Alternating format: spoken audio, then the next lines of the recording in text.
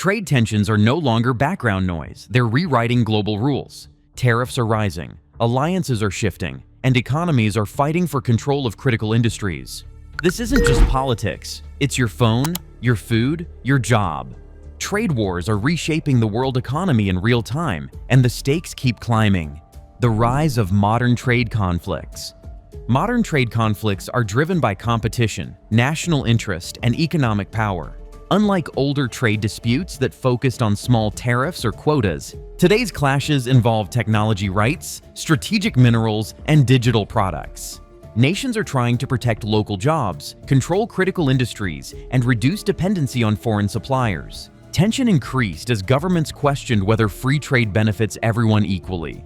Many countries argue that globalization created imbalances in wealth and production. This new wave of trade battles has created a sharp divide between states that support open markets and those that want stronger protection policies. These conflicts affect manufacturing, energy, and agriculture, pushing leaders to renegotiate deals and rewrite rules. As barriers rise, companies rethink where they produce goods. Modern trade conflicts show that economics is no longer separate from security, politics, and strategic influence. Why nations use tariffs as economic weapons? Tariffs are used as economic weapons to influence rival nations without using military force. Governments place taxes on imported goods to pressure opponents into changing trade behavior, market access, or technology rules. Tariffs can help protect local industries from cheaper foreign competitors, giving firms time to adapt and grow. They can also create bargaining power during negotiations. However, tariffs often raise consumer prices, make supply chains slower, and reduce choices in the market. Leaders justify tariffs as necessary tools to defend strategic sectors such as steel, microchips, and energy equipment. For nations with large markets, tariffs can force exporters to meet new standards or shift production. Using tariffs signals strength, but it also risks retaliation. US-China rivalry and the global ripple effect. The rivalry between the United States and China is reshaping global trade. It began with disputes over intellectual property, technology, and market access, then expanded into tariffs, export control rules, and sanctions on sensitive products like semiconductors. As the two largest economies, their actions create global ripple effects. Smaller nations must decide whether to align with Washington or Beijing, or attempt a neutral path.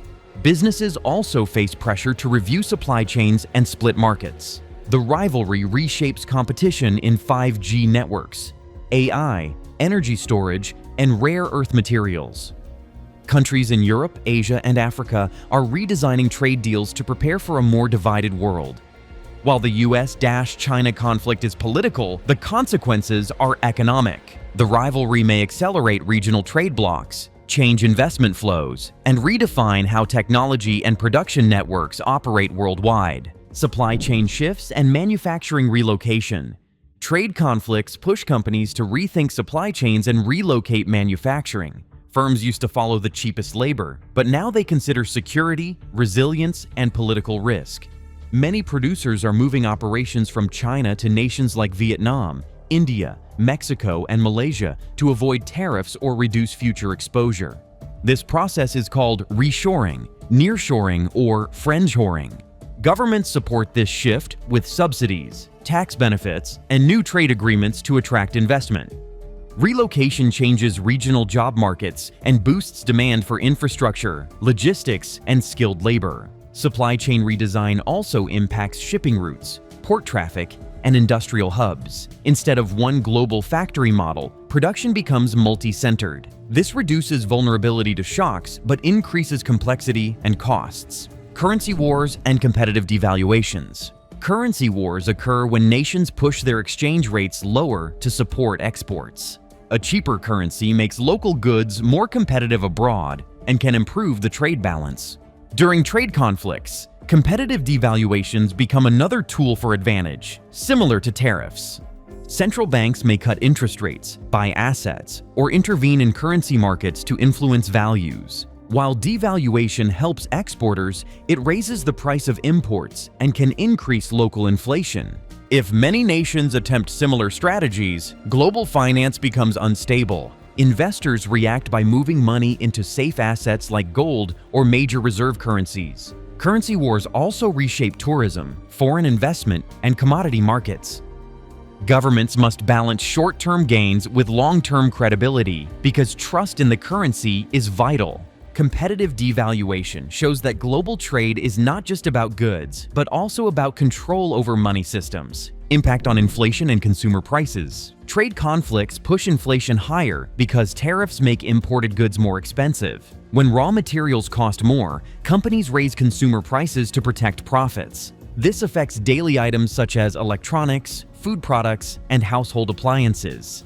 Inflation reduces purchasing power, meaning families can buy less with the same amount of money. Businesses face extra costs due to shipping delays, compliance rules, and currency changes, which also influence final prices. In some markets, firms switch to local suppliers to avoid tariffs, but this can take time and reduce product variety. Trade tensions make investors and central banks adjust policy to control interest rates and slow down inflation. Rising prices can damage retail sales and weaken confidence in the economy. Winners and losers in global trade realignment. Trade realignment creates clear winners and losers. Nations with strong manufacturing, cheap labor, and stable regulations attract new investment as companies relocate.